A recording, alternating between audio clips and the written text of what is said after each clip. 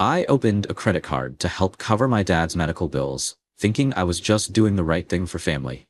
2 months later, I saw images and video of my sister's kids arriving at their birthday party in a helicopter, surrounded by fireworks and luxury decorations. When I asked who paid for it, she smiled and said, "You did, big brother." I thought she was joking, until my mom walked in, pulled out an envelope from the bank, and handed me my own credit card. Never thought helping family would lead to this. 6 months ago, Dad collapsed at work. Heart attack, triple bypass surgery. The kind of medical emergency that drains savings accounts and forces families to make impossible choices. Mom called me crying that first night in the ICU, her voice breaking as she explained their insurance would only cover 60%. The remaining bills would run somewhere north of $80,000. I didn't hesitate. I was the oldest, the one with decent credit and a stable job in IT consulting. My sister had 3 kids and a husband who worked construction, their finances always tight. My younger brother was still in graduate school, drowning in student loans. This fell on me, and I accepted it without complaint. The credit card application went through in 48 hours. Premium medical financing, they called it. $25,000 limit, with a promotional interest rate for the first year. I handed the card directly to Mom at the hospital, told her to use it for whatever Dad needed.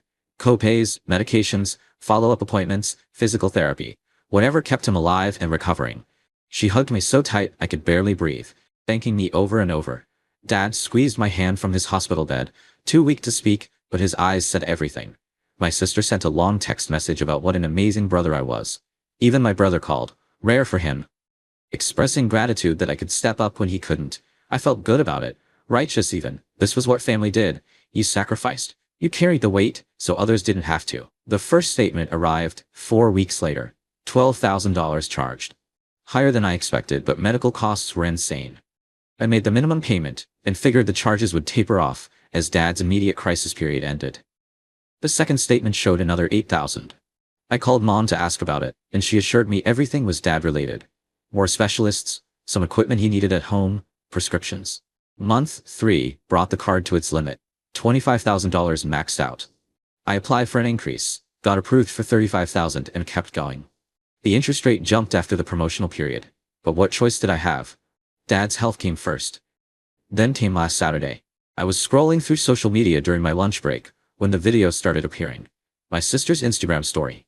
My nephew's 8th birthday party, except this wasn't the usual backyard gathering with a cake and some balloons. The first clip showed a helicopter, descending into what looked like a massive estate property. Professional fireworks exploded in broad daylight. The next video panned across tables laden with catered food, an ice sculpture centerpiece, and what appeared to be a live band. My niece, 6 years old, was wearing a designer dress I recognized from a luxury children's boutique. Price tag probably ran 4 figures. My nephew stood grinning next to a custom birthday cake that must have been 5 feet tall, shaped like a castle with actual working lights in the windows. I sat there staring at my phone, my sandwich forgotten. The party had easily 50 guests. There were professional photographers, a videographer, party favors and designer gift bags. One shot showed my brother-in-law laughing with friends, mixed to what I was pretty sure was a rented exotic car display. The whole thing probably cost more than most weddings. I felt sick. My sister's family could barely afford their mortgage last time we talked. She'd mentioned possibly having to pull the kids from their private school due to costs. Now they were throwing a party that belonged on some celebrity gossip site. I called her that evening. Asked about the party, keeping my tone casual. She gushed about how amazing it was, how the kids would never forget it. I asked, trying to sound light, who managed to pay for something that extravagant? She laughed. Actually laughed. Then said the words that made my blood turn cold. You did, big brother.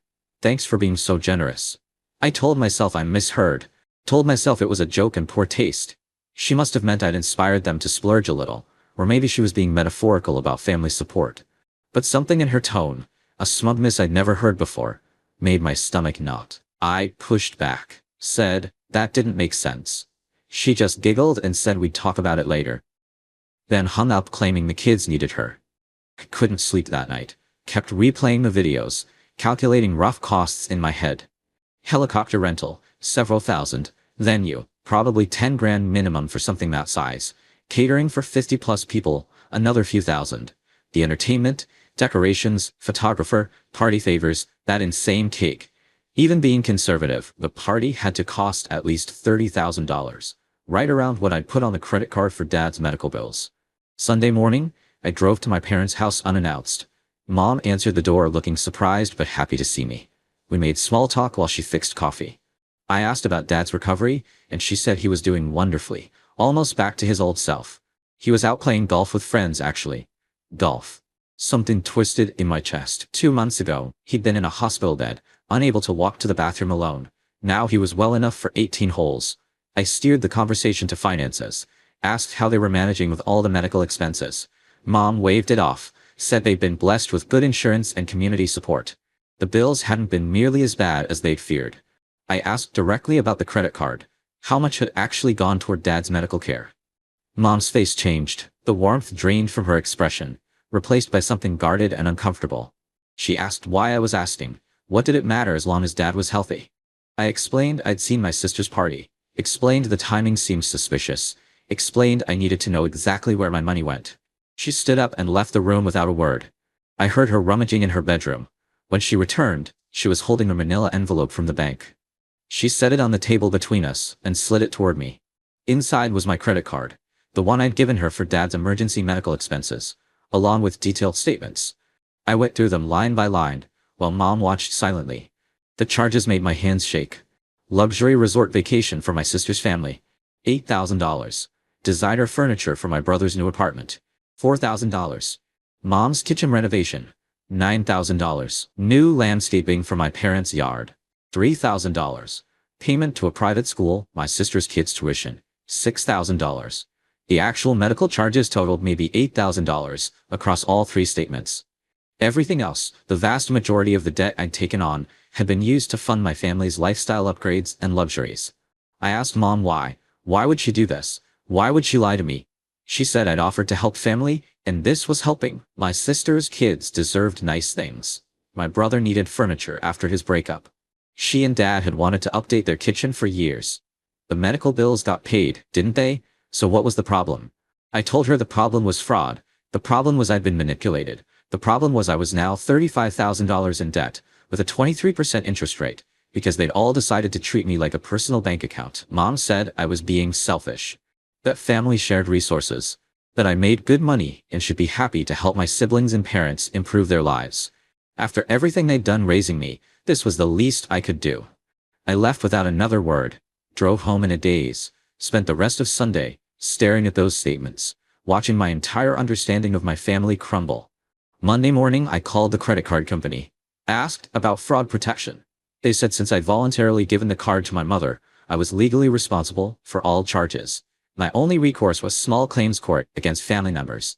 And even then, proving I didn't authorize the spending would be nearly impossible, since I'd explicitly told Mom to use the card for family needs. I was trapped, legally bound to debt they'd created, while I thought I was saving my father's life. Update 1. The anger took 3 days to fully set in. The kind that sits in your chest like hot coal, burning through any remaining goodwill or familial obligation. I'd spent 72 hours reviewing my options, consulting with a lawyer friend, and documenting everything. The conclusion was clear. Legally, I had almost no recourse. Morally, I had every right to burn their world down. I started with research. If my family wanted to treat relationships like business transactions, I'd oblige them with the same cold professionalism. First, I pulled my sister's social media history. Downloaded every post, every story, every image from the past 6 months. The evidence was staggering. Beyond the birthday party, there were posts about their weekend trip to a luxury spa resort. Pictures of her husband's new gaming setup. Easily $3,000 worth of equipment. Videos of her showing off a designer handbag collection. All of it time-stamped to when they supposedly couldn't afford basic expenses. I contacted my brother. We met for coffee, and I asked him directly about the furniture charges. He had the decency to look embarrassed at least. Admitted Mom had offered to help him furnish his new place after his divorce. Said she had money set aside for family support. He claimed he didn't know it was coming from my credit card until recently. I asked if he'd be willing to pay me back, now that he knew. But he was barely making ends meet on a graduate assistant's stipend. Maybe $50 a month. At that rate, it would take him 7 years to reimburse his portion. I told him to keep his money. I had other plans. My parents were hosting their usual Sunday dinner that week. They'd sent a family text inviting everyone, including me, as if nothing had happened. Mom added that she was making my favorite pot roast, complete with a smiley face emoji. The audacity was almost impressive. I responded that I'd be there, and asked if I could bring a guest. Mom said, of course, the more the merrier. I spent the week preparing, made spreadsheets, printed documents, compiled evidence. By Sunday, I had a presentation that would make my corporate clients proud. I arrived at my parents' house with a banker's box and a laptop. Mom looked puzzled when she saw me carrying everything in, but she just smiled and said dinner would be ready in 20 minutes. My sister and her family were already there, kids running around the backyard. My brother showed up shortly after. We all sat down at the extended dining table. Dad said grace, thanking God for family and blessings. I almost laughed at the irony. I waited until everyone had fruit on their plates. Then I stood up, opened my laptop, and connected it to their TV using the HDMI cable I'd brought. My sister asked what I was doing. I told her I wanted to share a family presentation, something I'd been working on. The first slide appeared on the screen. It was titled Financial Transparency Initiative, with the family name beneath it. Dad told me this wasn't the time. Mom said we should just enjoy dinner. I ignored them both and clicked to the next slide. It showed the credit card statements in large so every charge was visible. I walked them through it line by line, read each expense aloud, like I was presenting quarterly earnings. The vacation, the furniture, the kitchen renovation, the landscaping, the private school tuition, the birthday party. My sister's face went pale. Her husband started to stand up, but I told him to sit down. I wasn't done. Next slide showed screenshots from my sister's social media, the helicopter video playing on loop, images of designer clothes and luxury items, timestamps and estimated costs labeled on each one. I explained how I'd calculated the party expenses, showing my methodology like a financial audit.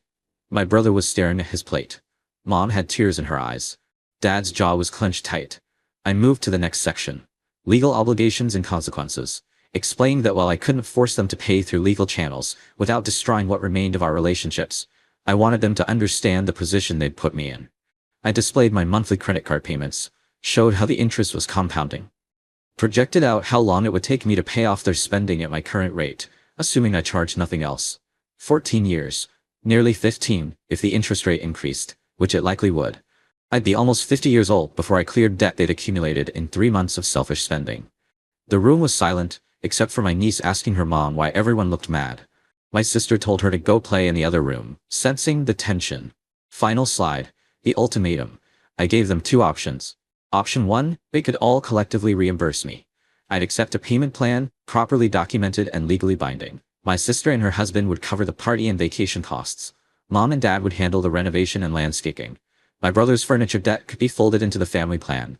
I wanted it in writing, notarized, with a schedule of monthly payments. I'd pursue legal action, regardless of family ties. Option 2, I'd consider the debt a gift. But in exchange, they would all sign a family agreement acknowledging what they'd done and agreeing to cut me out of any future financial requests or expectations. No borrowing money. No co-signing loans. No emergency funds. They'd also agree to never claim I owed them anything for my upbringing or family support. Essentially, they could keep the money, but our relationships would be permanently transactional, rather than familial. I gave them 1 week to decide. Then I closed the laptop, packed up my box, and left my pot roast untouched on the table. Update 2. The week of silence was brutal. No calls, no texts, nothing from any of them. I'd expected anger, arguments, maybe even apologetic attempts at negotiation. Instead, I got complete radio silence, which somehow felt worse. I threw myself into work, picking up extra projects to offset the credit card payments, started selling things I didn't need, canceled subscriptions, cut my budget to bare essentials. Every dollar went toward that debt, and every payment felt like swallowing glass, while knowing they were living comfortably on my dime. 6 days after the dinner, my brother broke the silence. He texted asking if we could meet in person, said he'd been thinking a lot about everything. We met at a coffee shop near his campus. He looked exhausted, like he hadn't slept properly in days. He started by apologizing, really apologizing. Not the half-hearted sorry he'd offered before. Said he'd been selfish and willfully blind to where the money was coming from. He pulled out an envelope and slid it across the table. Inside was a check for $4,000. His entire savings account, wiped out. I told him this wasn't what I wanted, that the ultimatum was about accountability, not destroying him financially. He said he couldn't live with himself, knowing he'd contributed to this. The furniture meant nothing compared to his relationship with his brother. He'd rather sleep on an air mattress with a clear conscience. I took the check but told him I'd hold on to it for now. Asked what he knew about the rest of the family's response. He told me mom and dad were furious, felt I'd publicly humiliated them in their own home. They'd been calling my actions abusive and manipulative, claiming I traumatized the grandkids by creating such a tense scene. Dad had apparently said I was dead to him until I apologized. My sister was worse. She'd been rallying other family members, painting me as greedy and controlling, told our aunts and uncles that I was demanding they pay back a gift I'd freely given. Several relatives had reached out to my brother asking what was wrong with me, why I was tearing the family apart over money. The narrative had shifted. Somehow, I'd become the villain. I asked if anyone was actually considering the payment plan. He shook his head. They'd all decided on option 2, but with modifications.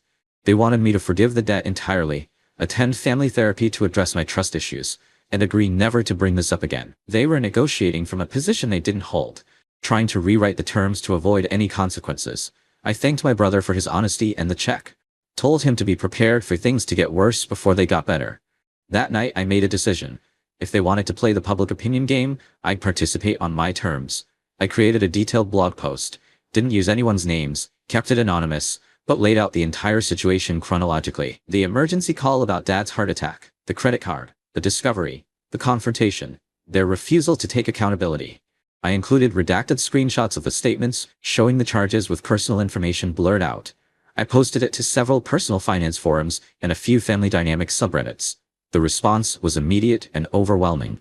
Hundreds of comments offering support, sharing similar stories, validating that I wasn't crazy or cruel. Several people pointed out that what my family did was financial abuse, a term I'd been hesitant to use, but recognized as accurate. A few commenters suggested I reach out to the credit card company again, with the documented evidence that the card was used fraudulently against my stated intentions. One person who claimed to work in credit card fraud mentioned that the company might be more receptive if I could prove the charges were made without my knowledge, for non-emergency purposes. I spent the next day gathering evidence. Saved all the initial text messages from Mom about Dad's medical emergency. Found the email I'd sent her with the card, explicitly stating it was for Dad's healthcare expenses only. Screenshot the conversations where I'd asked about charges and been told they were medical related. I called the credit card company and asked to speak with their fraud department. This time, I had documentation. I explained that I'd provided the card for specific medical expenses, had been lied to about the nature of the charges, and could prove the cardholder had used it for purposes I'd never authorized. The representative was sympathetic, but explained it was complicated since I'd voluntarily given the card to a family member. She noted several charges for what she said I'd requested an investigation into unauthorized use. They couldn't reverse all the charges, but they'd review the account. Potential outcomes included flagging it as disputed, which could impact my credit, but might give me grounds for a lawsuit, or identifying specific charges that clearly fell outside any reasonable interpretation of medical expenses. The investigation would take 4 to 6 weeks. I filed a police report next. Didn't press charges, just documented the situation officially. The officer taking the report was older, probably a father himself, and he looked genuinely sad as I explained everything. He told me he saw this type of family financial abuse more often than people realized. The report wouldn't lead to prosecution without me pushing for it, but it created an official record. With all of this in motion, I sent a final email to my family. I explained that I'd initiated a fraud investigation with the credit card company and filed a police report. Not because I wanted to punish them, but because I needed to protect myself legally and financially. I reiterated the 2 options, emphasizing that the window for choosing was closing. If they wanted to handle this within the family, now was the time. Once the investigation concluded and legal processes began, the decision would be out of my hands. Mom, Dad, my sister, her husband, my brother. My sister's husband called me within an hour, furious. Threatened me. Said I was destroying my niece and nephew's lives over money. Said I'd regret this when I was old and alone because I'd burned every family bridge. I let him vent. Then calmly explained that his children's lives were being destroyed by their parents' choices, not mine. I hadn't rented a helicopter for an 8-year-old's birthday party while claiming poverty. I hadn't stolen from family and then played victim when caught. He hung up on me. Mom sent a long text message about how disappointed she was, how she'd raised me better than this, how Dad's heart condition was worsening from the stress I was causing. How could I be so cruel to my own father? I replied with a single line.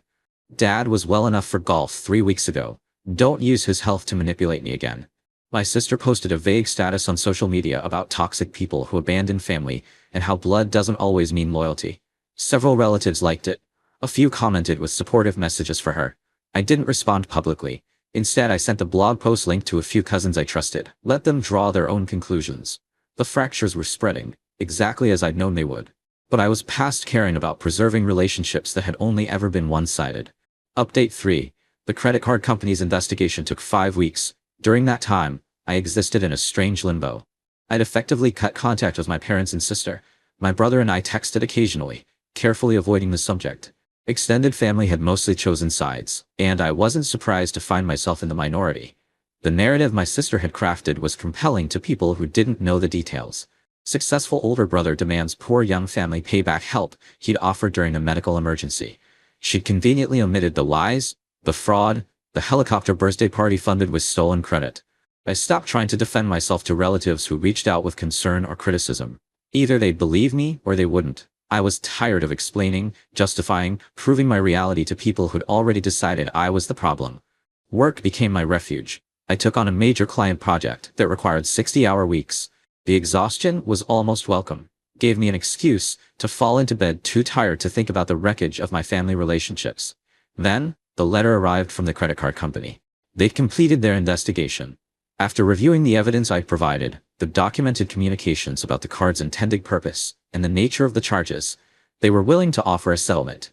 They'd reclassify roughly $18,000 worth of charges as disputed. This wouldn't erase the debt, but it would be flagged on the account as unauthorized use, which would impact how it was reported to credit bureaus. More importantly, it gave me legal standing. The letter included documentation I could use if I chose to pursue civil action against the individuals who'd made the unauthorized charges. I sat with that letter for 2 days, weighing options. The nuclear option would be suing my family in civil court. The evidence was solid. I'd likely win judgments against my mother, my sister, and her husband at minimum. Could potentially put liens on their property, garnish wages, force real financial consequences. But lawsuits are public record. It would make everything official, permanent, impossible to ever repair. My niece and nephew would grow up knowing their uncles sued their parents. Family gatherings for generations would be marked by this rift. I drafted the lawsuit paperwork, had my lawyer friend review it, got it ready to file. Then I made one last attempt at resolution. I sent a certified letter to each family member involved, included copies of the credit card company's findings. Explained that I had legal standing now, that this wasn't just a family dispute anymore, but documented fraud. Gave them one final chance to make this right before I filed. The terms were simple. Full repayment plan, properly documented, or I'd pursue legal action. No more negotiations, no more modifications. Accept accountability, or face court. My brother called immediately, said he supported whatever I decided to do. His check was still good if I wanted to deposit it. Silence from everyone else for 3 days. Then Dad called. He sounded old on the phone, tired. Asked if we could meet in person, just the two of us. Said some things needed to be said face to face. I met him at a park near their house. He was waiting on a bench, looking smaller somehow than the strong father I'd grown up with. We sat in uncomfortable silence for a while, before he started talking. He told me he'd been wrong. Not just about the credit card, but about enabling Mom and my sister for years. He'd watched them spend beyond their means, justify every luxury as deserved, treat my success as a family resource rather than my personal achievement. He'd said nothing, because keeping peace was easier than confronting problems. The heart attack had scared him, made him realize how little time might be left. But instead of using that revelation to build genuine connections, they'd exploited it, used his health crisis to manipulate me into funding their lifestyle. He was ashamed, not just of what they'd done, but of his own cowardice in allowing it. I asked why he was telling me this now. He said because the lawsuit would destroy what little remained of our family. But I'd be justified in filing it. He wouldn't blame me, wouldn't fight it, would testify truthfully about what happened if it came to that. But he wanted to offer an alternative. He and Mom would sell their house. They'd been planning to downsize eventually anyway. The house had appreciated significantly, enough equity to pay off my credit card debt entirely, and still leave them money for a smaller place. My sister and her husband would be on their own. He wouldn't enable them anymore. It wasn't the accountability I demanded. It was their accountability, taking responsibility for their part in this. I asked about Mom, if she agreed to this. He said she didn't have a choice. The house was in both their names, but he made the decision. She could be angry with him instead of me. I asked what he wanted in return. He said nothing. No reconciliation required. No expectation that this would fix our relationship. Just a chance to do the right thing before he died, whether that was next year or in 20 years. We sat there watching ducks on the pond, while I processed this. Part of me wanted to refuse, to push forward with the lawsuit, out of pure principle. They traumatized me, stolen from me, turned family against me. They deserved legal consequences. But another part of me, the part that was exhausted and hurt and desperately wanted this nightmare to end, saw the lifeline. I told Dad I'd think about it. He nodded, stood up slowly, and hugged me, first real hug we'd shared since before the heart attack.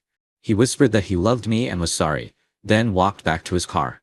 I stayed on that bench until sunset, trying to figure out what justice actually looked like. The house sold in 3 weeks. The market was hot, and they accepted the first solid offer. Mom was furious, according to my brother. She'd cried, screamed, accused Dad of destroying their retirement over my vindictiveness. The closing was handled entirely through lawyers. I didn't attend. The check was delivered via certified mail, enough to pay off the entire credit card balance plus cover the legal fees I'd accumulated. I deposited it. Paid off the card. Closed the account. For the first time in 7 months, I was debt-free. My sister sent a scathing email. Called me manipulative, cruel, blamed me for destroying our parents' stability in their old age.